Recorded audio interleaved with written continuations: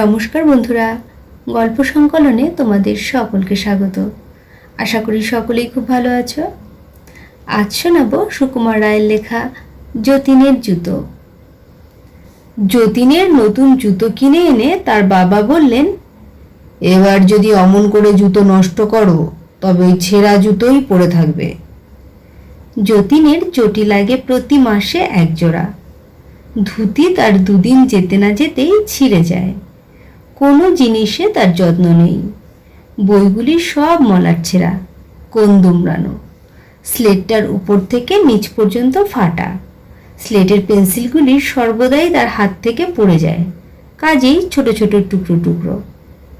আর একটা তার মন্দ অভ্যাস ছিল, লেড পেন্সিলের গোড়া চিবানো। চিবিয়ে চিবিয়ে তার পেন্সিলের কাঠটা বাদামের খোলার মতো খেয়ে গিয়েছিল। তাই দেখে ক্লাসের মাস্টারমশাই বলতেন, তুমি কি বাড়িতে ভাত খেতে পাও না? নতুন চটি পায়ে দিয়ে প্রথম দিন যতীন খুব সাবধানে রইল, পাছে ছিঁড়ে যায়।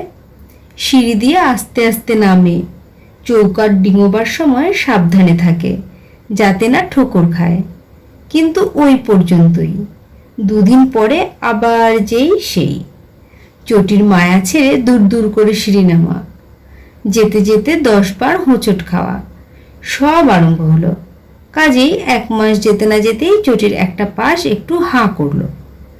মা বললেন, ওরে এই বেলা মুচি ডেকে সেলাই করা, না হলে একেবারে যাবে।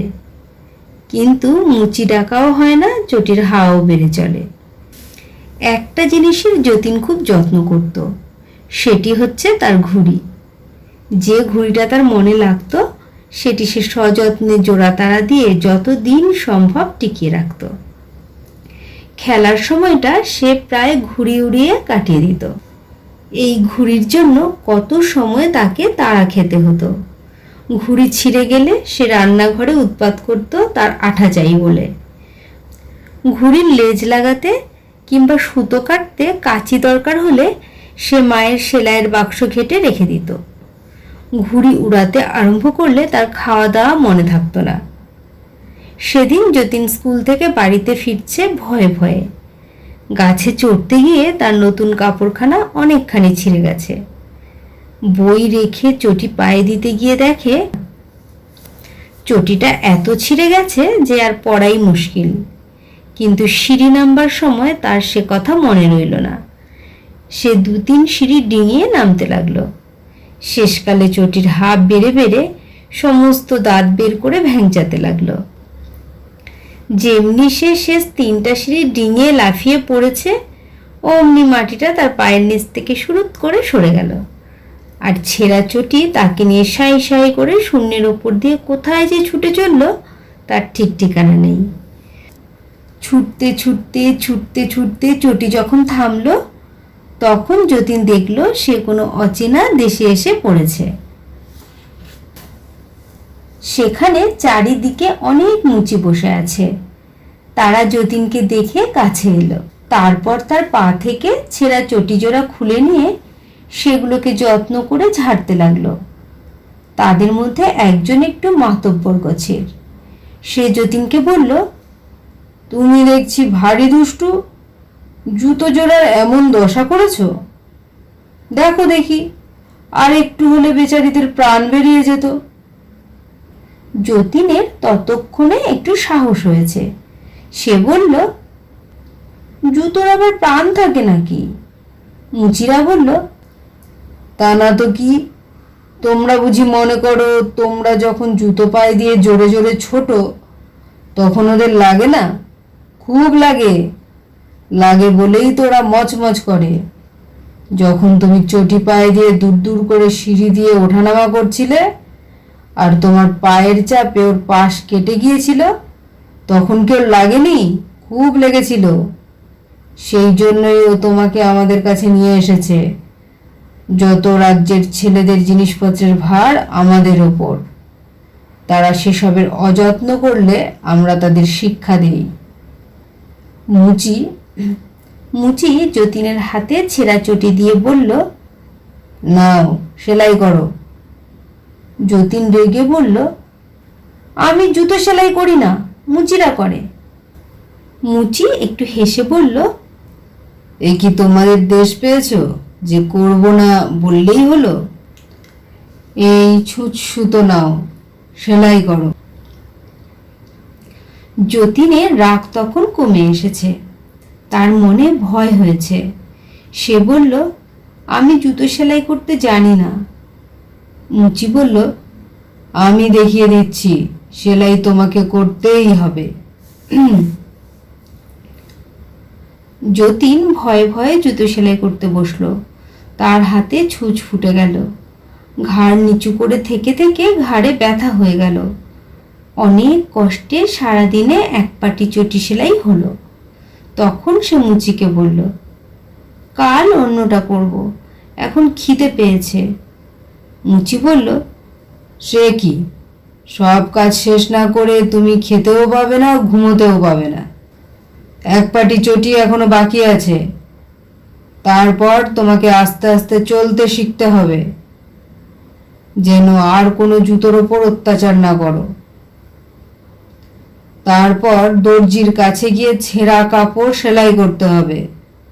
তারপর আর কি কি জিনিস নষ্ট করো দেখা যাবে। যতীনের তখন চোখ দিয়ে জল গড়িয়ে পড়ছে।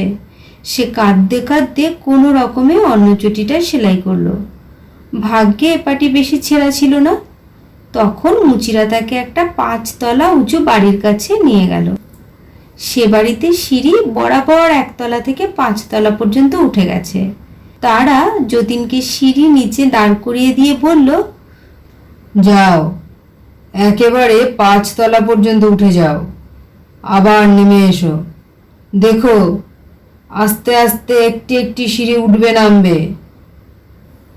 যতীন 5 তলা পর্যন্ত উঠে গিয়ে নেমে এলো। সে নিচে আসলে মুচিরা বলল, হয়নি, তুমি 3 বার দুটো সিঁড়ি একসঙ্গে উঠেছ, 5 বার লাফিয়েছ, 2 বার 3টে করে সিঁড়ি ডিঙিয়েছ। আবার ওঠো, মনে থাকে যেন, একটুও লাফাবে না, একটা সিঁড়িও ডিঙাবে না। এতটা সিঁড়ি উঠে নেমে যতীন বেচারির পা টনটন করছিল। সে এবার আস্তে আস্তে ওপরে উঠল, আস্তে আস্তে নেমে এলো। তারা বলল, আচ্ছা, এবার মন্দ হয়নি, তাহলে চলো দর্জির কাছে। এই বলে তারা তাকে একটা মাঠে নিয়ে গেল। সেখানে খালি দর্জিরা বসে সেলাই করছে। যতীনকে দেখেই তারা জিজ্ঞেস করলো, কি কি ছিঁড়েছ? মুচিরা উত্তর দিল, নতুন ধুতিটা দেখো কতটা ছিঁড়ে ফেলেছে। দর্জিরা মাথা নেড়ে বলল, বড় অন্যায়, বড় অন্যায়, শিগগির সেলাই করো। যতীনের আর কথা বলবার সাহস হলো না। সে ছুঁচ সুতো নিয়ে ছেঁড়া কাপড় জুড়তে বসে গেল। সবে মাত্র দুপুর দিয়েছে, অমনি দর্জিরা চেঁচিয়ে উঠল, ওকে সেলাই বলে? খোলো খোলো। অমনি করে বেচারি যতবার সেলাই করে ততবার তারা বলে, খোলো খোলো। শেষে সে একেবারে কেঁদে ফেলে বলল, আমার বড্ড ঘুম পেয়েছে, বড্ড খিদে পেয়েছে, আমাকে বাড়ি পৌঁছে দাও। আমি আর কখনো কাপড় ছিঁড়ব না, জুতো ছিঁড়ব না। তাতে দর্জিরা হাসতে হাসতে বলল, খিদে পেয়েছে? তা তোমার খাবার জিনিস তো আমাদের কাছে ঢের আছে। এই বলে তারা তাদের কাপড়ে দাগ দেবার পেন্সিল কতগুলো এনে, তুমি তো পেন্সিল চিবোতে ভালোবাসো, এইগুলো চিবিয়ে খাও, আর কিছু আমাদের কাছে নেই। এই বলে তারা যার যার কাজে ঘরে চলে গেল। শ্রান্ত ক্লান্ত হয়ে যতীন কাঁদতে কাঁদতে মাটিতে শুয়ে পড়ল। এমন সময় আকাশে বো বো করে কিসের শব্দ হলো, আর যতীনের তালি দেওয়া সাধের ঘুড়িটা গোদ খেয়ে এসে তার কোলের ওপর পড়ল। ঘুড়ি ফিসফিস করে বলল, তুমি আমাকে যত্ন করেছ, তাই আমি তোমাকে সাহায্য করতে এসেছি, শিগগিরই আমার লেজটা ধরো। যতীন তাড়াতাড়ি ঘুড়ির লেজ ধরল। ঘুড়িটা অমনি তাকে নিয়ে শো করে আকাশে উঠে গেল। সেই শব্দ শুনে দর্জিরা বড় বড় কাঁচি নিয়ে এলো ঘুড়ির সুতো কেটে দিতে। হঠাৎ ঘুড়ি আর যতীন জড়াজড়ি করে নিচের দিকে পড়তে লাগলো। পড়তে পড়তে যেই মাটিটা ধাই করে যতীনের মাথায় লাগলো, অমনি সে চমকে উঠল। ঘুড়িটা কি হলো কে জানে। যতীন দেখলো সে সিঁড়ির নিচে শুয়ে আছে, আর তার মাথায় ভয়ানক বেদনা হয়েছে। কিছুদিন ভুগে যতীন সেরে উঠল। তার মা বলতেন, আহা, সিঁড়ি থেকে পড়ে গিয়ে এই ভোগানিতে বাছা আমার বড় দুর্বল হয়ে গেছে। সে স্ফূর্তি নেই, সে লাফিয়ে ঝাঁপিয়ে চলা নেই, কিছুই নেই। তা নইলে একজোড়া জুতো 4 মাস যায়। আসল কথা, যতীন এখনো সেই মুচিদের আর দর্জিদের কথা ভুলতে পারেনি। শেষ হলো গল্প যতীনের জুতো। গল্প পাঠ ভালো লেগে থাকলে চ্যানেলটিকে একটি লাইক করো, সাবস্ক্রাইব করে পাশে থেকো। সকলেই সুস্থ থেকো, ভালো থেকো। অনেক ধন্যবাদ।